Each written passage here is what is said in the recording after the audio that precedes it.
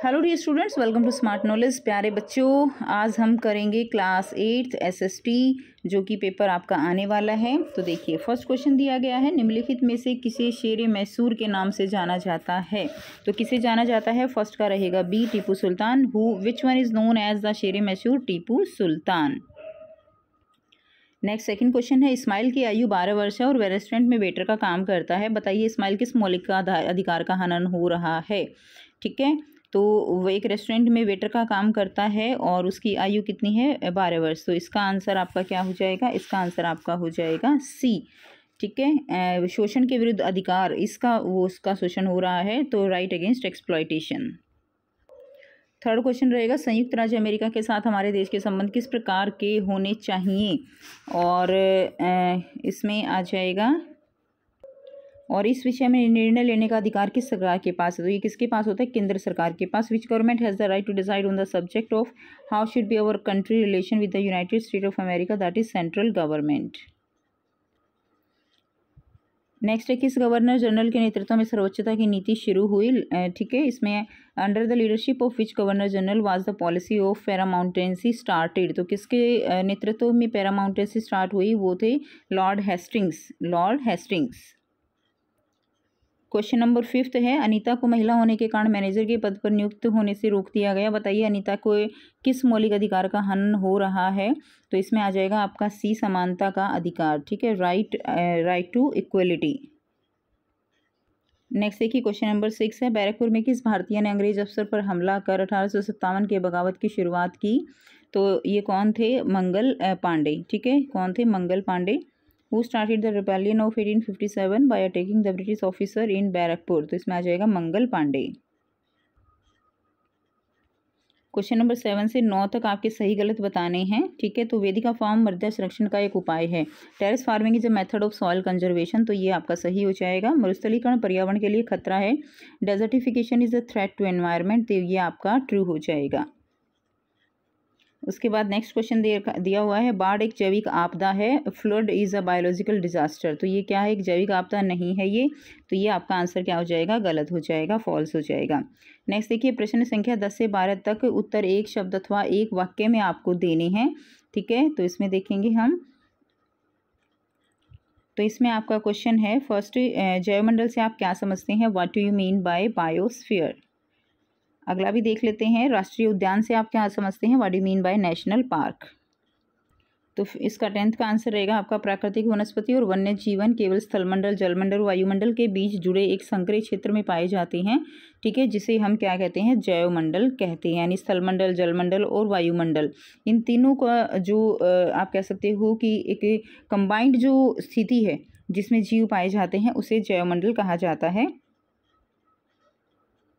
और राष्ट्रीय उद्यान किसे कहेंगे, वर्तमान और भविष्य के लिए एक या एक से अधिक परितंत्रों की पारिस्थितिक एकता की रक्षा के लिए नामित किया गया प्राकृतिक क्षेत्र क्या कहलाता है, राष्ट्रीय उद्यान कहलाता है। उसके बाद नेक्स्ट क्वेश्चन है, रक्षक मेखला को परिभाषित कीजिए, define shelter belt. Shelter belt या रक्षक मेखला क्या है। एंड क्वेश्चन नंबर 12 भी देखेंगे। यहाँ पे राज्यसभा में कुल कितने सदस्यों को निर्वाचित किया जाता है, how many members are elected इन राज्यसभा। और लोकसभा में बहुमत के लिए कुल कितने सदस्यों की आवश्यकता होती है, how many members are required for majority in Lok Sabha. तो देखिए, रक्षक मेखलाएं क्या हैं, तटीय प्रदेशों और शुष्क प्रदेशों में पवन गति को रोकने के लिए वृक्ष जो है वो कतारों में लगाए जाते हैं ताकि मृदा आवरण को बचाया जा सके।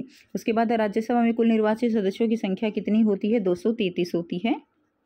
नेक्स्ट है, लोकसभा में बहुमत के लिए कितने सदस्यों की आवश्यकता होती है। तो लोकसभा में बहुमत के लिए आधे से चाहे एक ज़्यादा हो तो 272 सदस्यों की आवश्यकता होती है। नेक्स्ट क्वेश्चन है, खंड ख में लघु उत्तरीय प्रश्न दिए गए हैं। ठीक है, तो पृथ्वी पर जल की मात्रा को न तो बढ़ाया जा सकता है और न ही घटाया जा सकता है, कथन का विश्लेषण कीजिए। The amount of water on the earth can neither be increase or decrease, analyze the statement. Answer रहेगा, पृथ्वी पर जल न बढ़ाया जा सकता है न घटाया जा सकता है, क्योंकि इसकी मात्रा स्थिर रहती है, इसकी प्रचुरता में विविधता आती है। यह वाष्पीकरण, वर्षण आदि प्रक्रियाओं द्वारा महासागर, वायु, भूमि और पुनः महासागर में चक्रण द्वारा गतिशील है, इसे जल चक्र कहा जाता है। नेक्स्ट देखिए, क्वेश्चन नंबर 3 है, यदि आप भारत के पर्यावरण, वन एवं जलवायु मंत्री होते तो वनों के संरक्षण के लिए कौन से कदम उठाते, वर्णन कीजिए। If you were the minister of environment, forest and climate of India, what step would you take for the conservation of forest, describe. Answer रहेगा यदि मैं भारत के पर्यावरण वन या जल मंत्री होता तो वनों की संरक्षण के लिए निम्नलिखित कदम उठाता। राष्ट्रीय उद्यान, वन्यजीव अभ्यारण्य, जैवमंडल नीचे को बढ़ावा देता, प्रादेशिक सामुदायिक स्तर पर जागरूकता कार्यक्रमों जैसे वन महोत्सव, सामाजिक वानिकी को बढ़ावा देता या देती। कोई 3 पॉइंट आप इसमें लिख सकते हो। नेक्स्ट क्वेश्चन है, मृदा संरक्षण के 3 उपाय बताने हैं। Give 3 methods of soil conservation. तो मृदा संरक्षण के कोई 3 उपाय जो है इस तरह से होंगे। तो देखिए, सबसे पहला क्या है, मल्च बनाना है। पौधों में अनावरित भूमि तार जैसे प्रवाल से ढक दी जाती है, इससे मृदा की आर्द्रता रुकी रहती है। समुच्च रेखीय जुताई, एक पहाड़ी ढाल पर समुच्च रेखाओं के समांतर जुताई ढाल से नीचे बहते जल के एक प्राकृतिक अवरोध का कार्य करती है। उसके बाद रहेगा वेदिका फार्म। चौड़े समतल सोपान अथवा वेदिका तीव्र ढालों पर बनाए जाते हैं ताकि सपाट सतह फसल उगाने के लिए उपलब्ध हो जाए। नेक्स्ट क्वेश्चन देखिए, क्वेश्चन नंबर 5 है, प्लासी का युद्ध जो है भारत में कंपनी की बड़ी जीत थी। कथन के आलोक में प्लासी के युद्ध का महत्व बताना है। The battle of Plassey was a great victory of the company in India. Explain the importance of battle of Plassey in the light of statement. और में देखेंगे, विलय की नीति ने भारत में ब्रिटिश शासन के विस्तार में किस प्रकार की भूमिका निभाई। What kind of role did the doctrine of lapse play in the expansion of British rule in India. तो देखिए, प्लासी युद्ध जो है कंपनी के लिए बहुत महत्वपूर्ण साबित हुआ। प्लासी युद्ध कंपनी की क्या थी, पहली जीत थी, जिसके लिए उसने भारत में शासन के रास्ते जो है प्लासी के युद्ध ने खोल दिए थे। प्लासी के युद्ध को जीतने के बाद क्या हुआ कि कंपनी को बंगाल के विशाल राजस्व संसाधनों पर नियंत्रण मिल गया। प्लासी युद्ध से भारत में होने वाली आमदनी से कंपनी व्यापार और फौज दोनों को संभाल सकती थी। इसीलिए प्लासी का युद्ध जो है अंग्रेजों के लिए बहुत महत्वपूर्ण था। और में जो है विलय की नीति के बारे में बताना है कि विलय की नीति किस प्रकार कारगर रही। सन 1848 से 1856 के बीच गवर्नर जनरल लॉर्ड डलहौजी ने विलय की नीति अपनाई थी। इस नीति के तहत जब किसी शासक की मृत्यु हो जाती थी ना, तो उसका कोई पुरुष वारिस नहीं होता था, तो उसकी रियासत अंग्रेजी शासन में शामिल कर ली जाएगी, ऐसा जो है उन्होंने फरमान निकाला था। तो इस सिद्धांत के आधार पर सतारा, संबलपुर, उदयपुर, नागपुर, झांसी, ये सारे राज्य जो है अवध अंग्रेजी शासन में क्या कर लिए गए थे, शामिल कर लिए गए थे। उसके बाद क्वेश्चन नंबर 6 देखेंगे, बाजारों पर कब्जे की होड़ ने 17वीं और 18वीं सदी में यूरोपीय व्यापारिक कंपनियों के बीच लड़ाइयों की शुरुआत कर दी थी। ठीक है, इस कथन की पुष्टि करनी है। The urge to secure market led to the fierce battle between the European trading company during 7th and 18th century. यानी आपस में ही वो लड़ने लगे थे, व्यापार ज़्यादा फैलाने के चक्कर में एक दूसरे का शिप जो है वो डुबो देते थे। जितना नुकसान हो सकता था उतना नुकसान वो आपस में करते थे। तो इसके बारे में बताना है। साथ में हम देखेंगे, ब्रिटिश ईस्ट इंडिया कंपनी एक व्यापारिक कंपनी से बढ़ते बढ़ते एक भौगोलिक औपनिवेशिक शक्ति बन गई। इस कथन की व्याख्या आपको करनी है। The British East India company was transform from trading company to a territorial colonial power. Explain the statement. तो 16 का फर्स्ट लिखेंगे कि किस तरह से वो एक दूसरे को जो है नुकसान पहुंचाती थी। ब्रिटिश कंपनी के साथ साथ फ्रांसीसी, डच आदि कंपनियां भी 17वीं शताब्दी में भारत आ पहुंचे थे। तो जो सभी कंपनियां थी वो जो है मुनाफे की होड़ में सस्ती कीमतों पर एक जैसी चीज़ें खरीदना चाहती थी। प्रतिस्पर्धा से भारतीय बाजारों में कीमत बढ़ने लगी, मुनाफा कम होने लगा। बाजारों पर कब्जे की होड़ ने लड़ाइयाँ शुरू की और कंपनियां एक दूसरे के जहाज़ों को मौका देखते ही डुबोने लगी। रास्ते में रुकावटें खड़ी करना, माल से लदे जहाज़ों को आगे बढ़ने से रोक देना एक आम बात हो गई थी। उसके बाद जो और में क्वेश्चन दिया गया है उसको देखेंगे। 1600 ईस्वी में व्यापार के लिए चार्टर प्राप्त किया। सेकंड है, भाप शक्ति से यात्रा का समय 6 से 8 महीने से घटकर 3 हफ्तों में सिमट गया।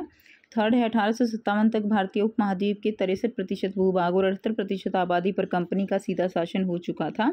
देश के शेष भूभाग पर जो है कंपनी का अप्रत्यक्ष प्रभाव था। तो ये जो है इसका आंसर हो जाएगा। नेक्स्ट देखिए, क्वेश्चन नंबर 7 है, भारतीय संविधान की विशेषताओं पर जो है एक नोट आपको लिखना है। तो इसमें लिखेंगे, सबसे पहली विशेषता क्या है, संघवाद है। देश की विविधता के अनुरूप समस्याओं और ज़रूरतों को क्षेत्रीय स्तरों तथा अखंडता व राष्ट्रीयता के स्तर पर केंद्रित फैसलों को महत्व देने के लिए संविधान में संघवाद को अपनाया गया है।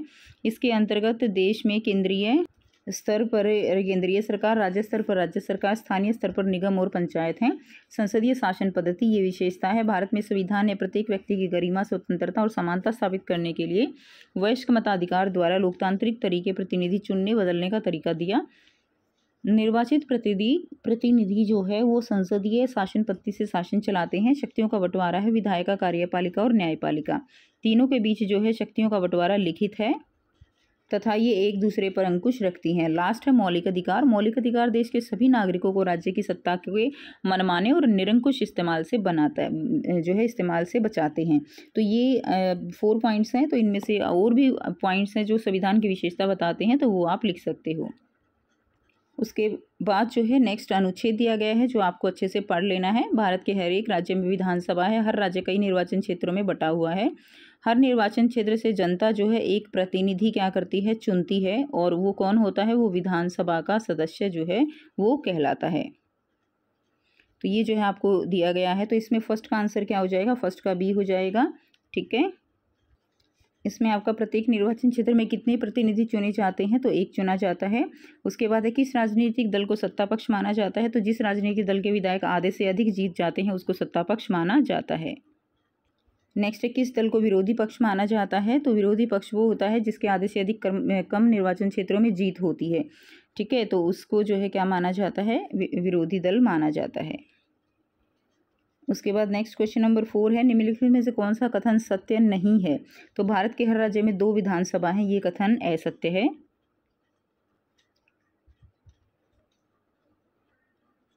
उसके बाद देखिए इंग्लिश मीडियम में दिया गया है, पैसेज को रीड करना है अच्छे से और ये आंसर आपको करने हैं। तो ये पैराग्राफ दिया गया है, इसको आपको अच्छे से रीड करना है।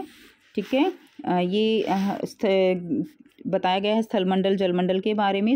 बताना है आपको स्थलमंडल के बारे में कौन सा कथन सही नहीं है। तो स्थलमंडल के बारे में कौन सा कथन सही नहीं है, तो स्थलमंडल एक नियमित सतह है, ये सही नहीं है। उसके बाद देखिए नदी डैश भाग है, तो नदी किसका भाग है, जलमंडल का भाग है। जलमंडल का क्षेत्र है तो झील, समुद्र, महासागर सभी जलमंडल के क्षेत्र हैं, तो उपरोक्त सभी आंसर हो जाएगा।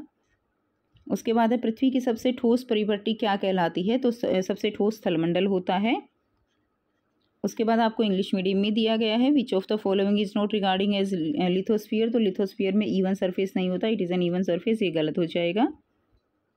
उसके बाद रिवर किसका पार्ट है, रिवर हाइड्रोस्फीयर का पार्ट है। रीजन ऑफ हाइड्रोस्फीयर सारे हो जाएंगे। सॉलिड क्रस्ट अर्थ की क्या कहलाती है, लिथोस्फीयर कहलाती है।